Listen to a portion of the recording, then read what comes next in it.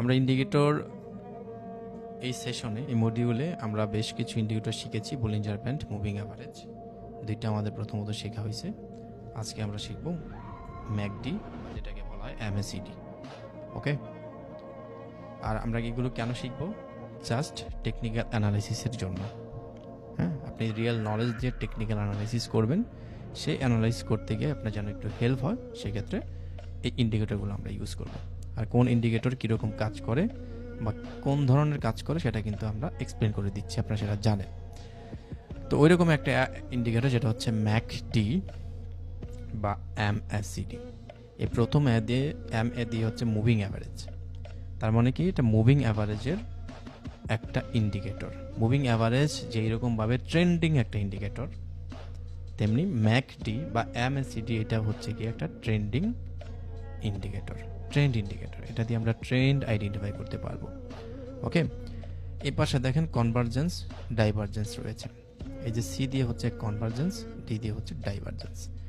এই বিষয়টা আমরা এখন একটু বোঝার চেষ্টা করবো যে কোনটা কনভার্জেন্স, কোনটা ডাইভারজেন্স।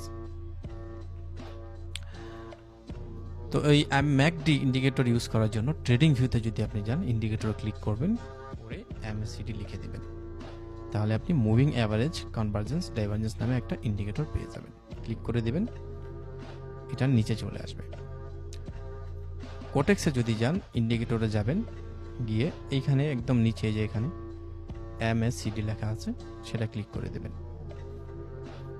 পাশাপাশি পকেট অপশানে যান, ইন্ডিকেটরে যাবেন, এখানে আপনি এমএসিডি নামে একটা ইন্ডিকেটর পেয়ে যাবেন। ক্লিক করে দেবেন, নিচে চলে আসবে।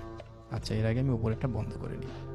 তো এইটা হচ্ছে এমএসিডি ইন্ডিকেটরটা ইনস্টল করার উপায়।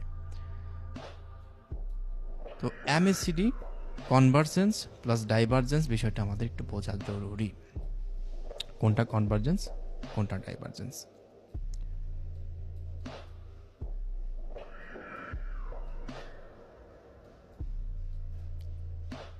এইখান থেকে রিয়েল মার্কেটটা ডাউনের দিকে আসতেছে, পাশাপাশি ইন্ডিকেটরে ম্যাকডি এখান থেকে ডাউনের দিকে আসতেছে। এটা হচ্ছে গিয়ে কনভার্জেন্স।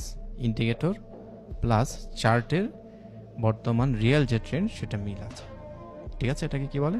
কনভার্জেন্স বলে।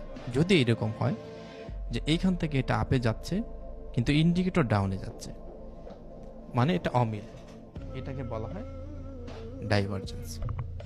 কনভার্জেন্সের একটা হচ্ছে আলাদা নিয়ম, ডাইভারজেন্সের একটা আলাদা স্ট্র্যাটেজি। কনভার্জেন্স কোনটা? এইখান থেকে